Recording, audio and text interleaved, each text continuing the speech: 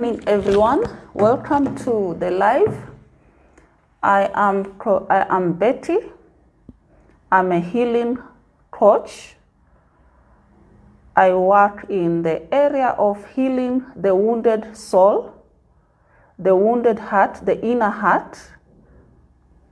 And I'll be talking today about grief, which is related to the loss of a loved one.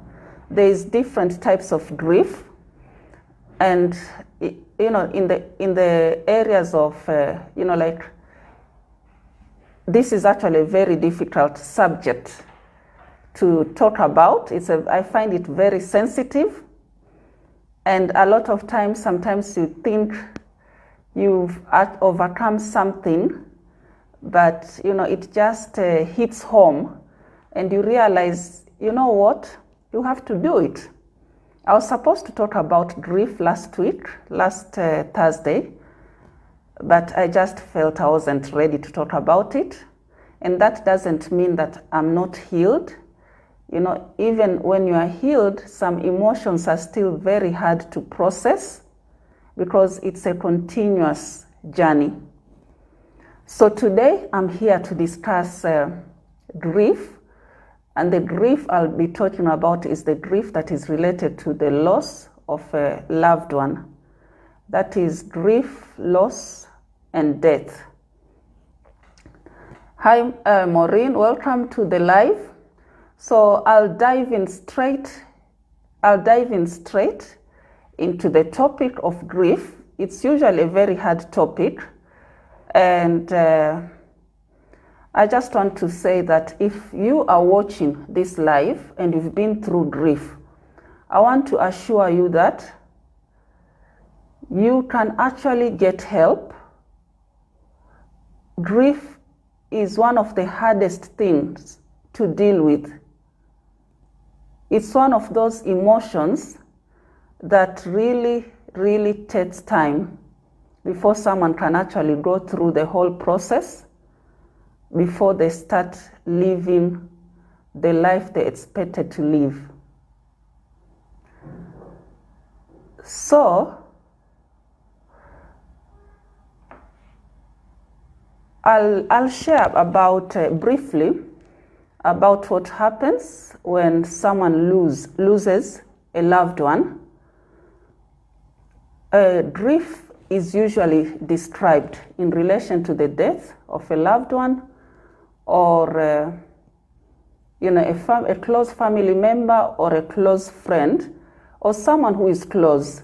And sometimes even grief can extend to your pets. If you have a pet that you love and you lose that pet, you may also you would experience a sense of loss, a sense of helplessness, and it can really take its toll on your mental health. So some of the effects of grief, they sometimes resemble depression.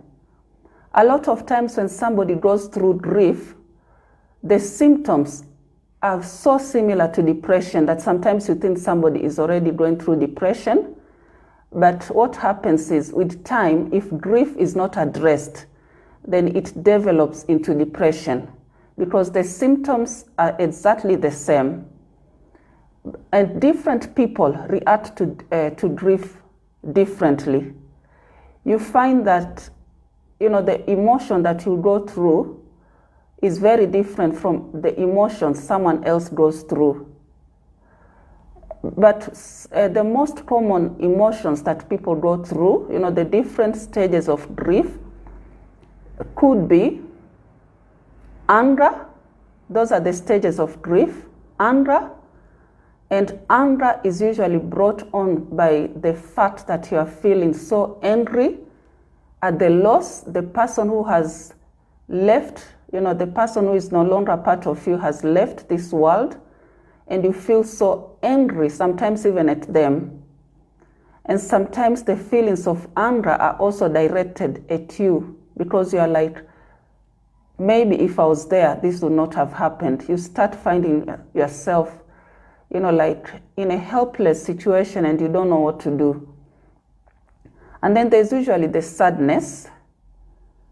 Sadness because, the person is no longer there. You start reliving all those past experiences, the good times you had with the person, and you know that you'll never have that moment again with the person. And so you just feel sad. And then there's also the denial stage in the process of grieving. The denial stage is usually the stage whereby you are denying whether, no, this person can't be gone. Like maybe you had actually, like maybe you saw the person just the other day and you are told the person has died. And you're like, no, I can't believe this. It can't be. You are in denial. No, this can't be. And it's a very difficult one, especially when the grief can also be related to a sickness. Like somebody is diagnosed with one of the life-threatening illnesses, and they will not accept it. They'll be in denial. And a lot of times I've seen, especially Christians, when they are told, hey, we've diagnosed you with this life-threatening illness, the first thing they say, my God cannot allow this to happen. And it's very true. God doesn't want us to be ill, but that is what is called denial. You are in denial. You have refused to accept the condition, the present condition, the departure of the loved one. It's one of those very life-threatening, moments in somebody's life. And then you also go through blame. Sometimes you are thinking to yourself, maybe if I was there, this person would never have died. So you start blaming yourself. And sometimes you even blame other people. Sometimes if the person was in hospital, you start blaming the doctors, the medical staff, like, are they the ones who maybe didn't do the right thing? Why did this person die? So grief is it's one of the most difficult things for anyone to go through, but this is a journey that everybody will actually go through one way or another. You cannot deny it. We cannot deny it. It will happen to us. And we just have to find a way to cope, because it's something that will happen to us. We can live with it and find ways of adjusting, because when grief comes into a family, the family is never the same. There's isolation, there's loneliness, there's guilt, there's shock, all those things just happen. And then there's also that bargaining stage. Like sometimes you find a Christian is like saying to God, if you give, if you give me this chance, if this person could come back to life, I promise God I'll serve you with all my life. Or, if the person, you've been told the person is dead, and you are bargaining, you are like, no, it can't be.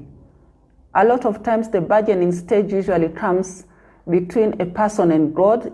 God, the person is like, please give this person a second chance. I will do this for you. I will give you everything, God. Or you're even bargaining with yourself. No, if this person can, can come back to life, I'll really be nice to the person. I will do ABC for this person. If it's your wife, I'll take my wife out. I'll be, taking care of the family and everything. That is also a very hard stage. And then there's also the stage of acceptance. That is where when I share these stages, they are all, at different times. There's no one that comes first, second, or third. They come at just different stages of grieving. And you find the acceptance stage is whereby you have to accept that the death has happened, and you just have to find ways of living with that new information about the loss of the person. And a lot of times what happens, because the grief that has taken place will definitely affect, there's also the depression stage. This is the stage where you find your concentration levels are low, you find that you can't sleep, you find you just, your social life becomes very isolated. You don't want to socialize with friends. And so if someone has gone through grief, be very understanding to what they are going through. It's not their wish for them not to socialize with you. It's not their wish for them to be just wanting to be alone. It's because of what is going on inside of them. The emotion, they can't even handle it. They can't even deal with it. So the best thing to do is never judge a person who is going through grief, and don't make those, statements such as, get over it. It's already happened. There's nothing to do. You can't do about it. Even if you grieve or mourn, the person will not come back. Those statements are very harsh. Or you say to somebody, go to the counselor. It's a journey and it's a process. When the person feels it's the time for them to see a professional, they'll go and see the professional. But the person has to really go through the stages, because it's just part of the healing process. And you can't rush any stage. You have to go through each and every stage. And I'll also share, there's different types of grief. There's the complicated grief. The complicated grief is usually the grief that continues. It's prolonged and it's more intense. It continues even after 6 months. It's usually after 6 months you're still grieving. You are still not back to your normal, If you are active, if you are doing things in life, you stopped doing them. After the person has died, after 6 months, and you are still grieving, that becomes complicated grief. And it will interfere with the ability to cope with life in general. And especially if the loss was traumatic, such as sometimes someone has committed suicide, or someone has lost a child, or, those circumstances that are not explainable. Like in an accident, you are not expecting the death of the person. The person was just well. Maybe they went to sleep, and then in the morning, the person is no more, So it really takes time before somebody come to terms with the fact that this person has died.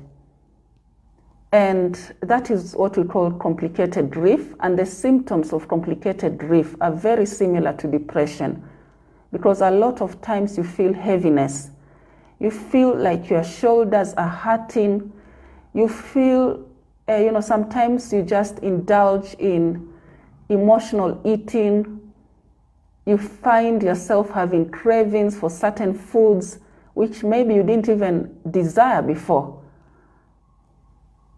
You find, like for me, when I lost my mom and I was going through the complicated grief, when I was growing up, the one thing that my mother always used to say was, I used to love milk.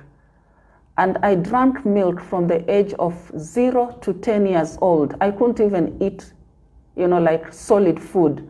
I was always drinking milk. And I remember when I was going to school, I was teased, because people used to wonder, why is this big child always drinking milk? But it's just because of where my grandmother came from. They used to drink a lot of milk.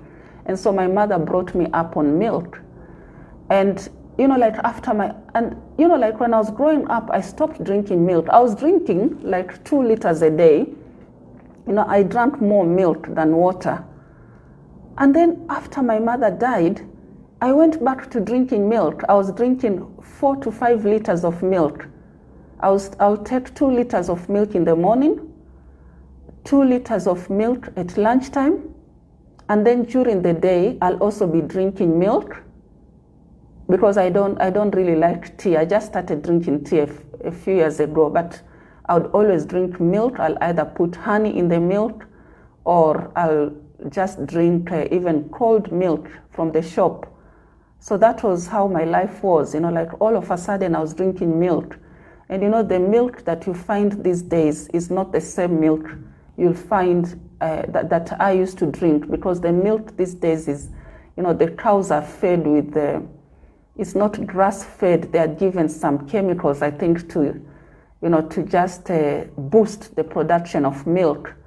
So you find that unless you buy from a very trusted source, you're just taking a lot of chemicals in your body, a lot of fat. And like I started putting on weight. And before I know it, I had high blood pressure. My blood pressure was very high. One time I went to the doctor and the doctor said, I have to admit you in hospital. I will not let you go home. Your blood pressure is very high. You might end up getting stroke. So he gave me some medication. He put me on a drip and I went home and they said, you have to be coming back to regulate your blood pressure. And every week I used to go to the clinic and the doctor would ask me, what kind of diet do you have? And I told him I only drink milk. I don't even understand why I have high blood pressure, because, like when I look at milk, I never think about, like it's associated with any illnesses. And then he said, oh no, you know what? Don't drink, the milk that you are drinking is not even that healthy. So I had to switch. I continued drinking milk, but now I started drinking camel milk. And camel milk is very expensive. You can imagine drinking 5 liters of camel milk a day. And I was also eating food like nobody's business. My life was just about eating. And that is just, like part of the manifestation of a complicated grief. And so that is it, when it comes to complicated grief, it also contributes, to all these chronic illnesses.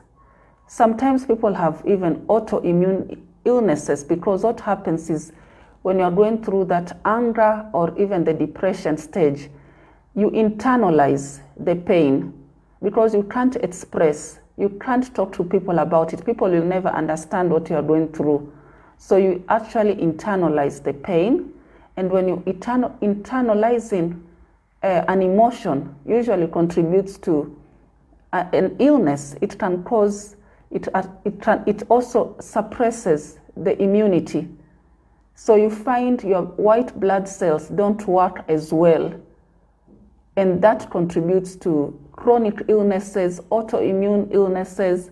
A lot of complications happen when that happens, like when you're going through grief, because you also become so exhausted, and you find yourself, like when the weather changes and there's a cold, you're the first one to catch the cold. And,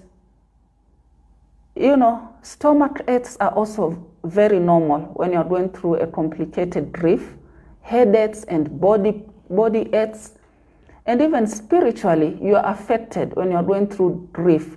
Because a lot of times, like if you're a Christian or a Muslim, the first thing is you ask God, why did this happen? Why did you take, like if it's a child, they'll start asking, why did you take my daddy, my mommy? God, do you really love me? You start questioning the relationship you have with God. And everybody questions. I have questioned, I've asked that question several times, and I never received an answer. But that is just the way it is. And so, because we have only a few minutes, I just want to share. I've shared about a complicated grief, but there's also another grief that is unspoken of. It's not even discussed in most places. And this is the grief that is called This is actually called disenfranchised grief. What kind of grief is this? I even pronounce it. The name is so complicated for me because it's not a very well-known grief, but it's a grief that people go through and they don't even have an outlet to offload the pain. The disenfranchised grief is the grief that is not socially sanctioned. It's not acceptable. It's not something that you can even talk about. Sometimes this is usually grief for a person who is, like she has lost, maybe she was having a relationship with a married man, and then the married man dies. So this person cannot even attend the funeral because maybe the family just decides this funeral is private, it's only for family. And you find that you have had a relationship with that married man for maybe most of your life, and all of a sudden you can't even go and pay your last respects. It is very painful for that person. And maybe there are children involved. What do you tell your children? And then sometimes, because the man maybe did not even inform his family members that he was having a relationship with you. So if the man has left a very big inheritance, you are disinherited. You cannot even inherit anything from the man, from the family. So that is very painful. A lot of women who have gone through this disenfranchised grief, they also go through mental health challenges because they don't have anyone to speak to. And especially if the law does not favor, relationships outside a marriage, then they can't even take the matter to court. And then there's also this disenfranchised grief also happens especially for women who usually have sexual relationships with Catholic priests, because Catholic Church does not allow their priests or their fathers to have a wife or a relationship. They're supposed to maintain celibacy. And you find some women usually have relationships with those Catholic priests. And sometimes they even have children with the Catholic priests. And when the Catholic priests die, especially those who belong to those Brotherhood or the Knights of St. Columbus, they are usually buried. They have some rites where they are buried by the Brotherhood. I think it's the I think they call it the Brotherhood. They are the ones who bury that priest. And you find that the woman cannot even attend the burial because, it's not socially sanctioned. Who are you to attend the burial? And burial is part of healing. When you go through a burial, it's also like one way of closure, it's the ending. At least he's resting in peace. So here you are. You can't even discuss with your friends because you are socially sanctioned. If you have friends and they find out you used to go out with a priest, they will just call it an abomination. How can you go out with the man of God? And also, disenfranchised grief can also be affecting a woman in church who has been going out maybe with the pastor, and the pastor is married, and then the pastor dies. So the woman cannot even talk to anybody. If she goes to counselors, some counselors will even judge her because some of the counselors will want to know, this man you are saying died, you want counseling. What is the relationship? And then you say, okay, that was my boyfriend. And the pastor was married. You are already judged. Some people don't even care. They don't feel sorry for you. So you are isolated. You go through depression. You go through loneliness. You can't speak to anybody. And if it comes out maybe in church that you have been going out, you went out with that pastor, all the women in church will never speak to you. They will shun you and they will share with everybody. You see this woman, she goes out with married men. She goes out with men of God. So you are completely alone. You go through depression, and it has actually, there's research that shows that some of those women, they usually go through suicidal ideation because, you know, they are so lonely, they can't express. They suppress everything because they are, you know, that grief is not socially sanctioned. So there's actually different types of grief. Depending, or, you know, like, I can't share everything here, but I am willing, if anybody watching is interested, to find out more about grief. There's chronic grief, there's the grief, the grief disorder, the prolonged grief disorder, which actually needs psychiatric intervention. So all these griefs, I can actually have a session if someone is interested in finding out more about grief and how they can overcome the complicated grief or any grief they are going through. Just type in the chat, interested, and then I'll arrange for a session. You know that this will be a Zoom session, we'll have a class, we'll have breakout rooms, and then we just help each other to go through the process of grief. So please type in the chat if you're interested in learning more about the grief and any way you can be helped. And if you're in the UK, I would actually advise you to look up at the website of HTB. This is the Holy Trinity Brompton. It's an Anglican church. They run one of the best grief bereavement journey courses, and they usually charge only £60 for 6 weeks of bereavement journey. You have manuals, you know, you meet people, you make friends. The same course is also run in St. Peter's Church in Brighton. If you're in Brighton, I would highly recommend that you attend those bereavement journey courses, because when I was in the UK, it really helped me to understand a lot of the questions that were unanswered in my life.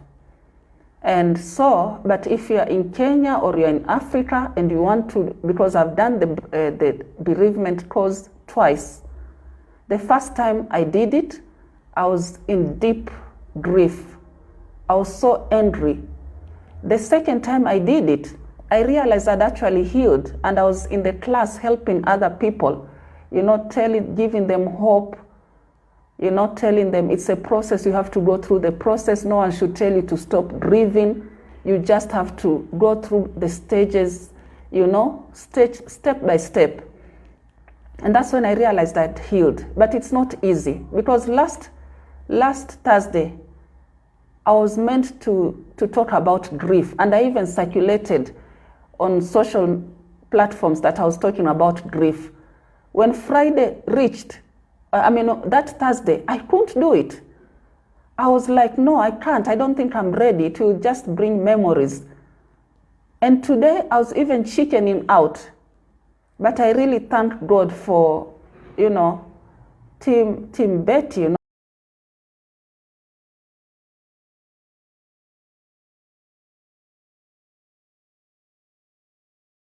Is one of my managers.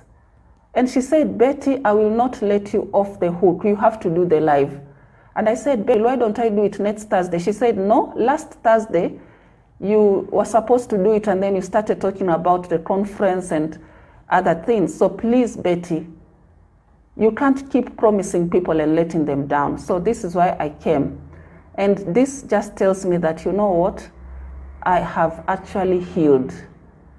I know that I healed, but today is just a reflection that I'm healed. So thank you so much, ladies, whoever is watching. If you are interested and you want to, you know, to attend a session on grief, if you know somebody who is going through the bereavement journey, it's a journey, I'm happy to facilitate a session, and it will be like 2 hours, and it will be free. So have a good evening. I love you all with the love of Christ.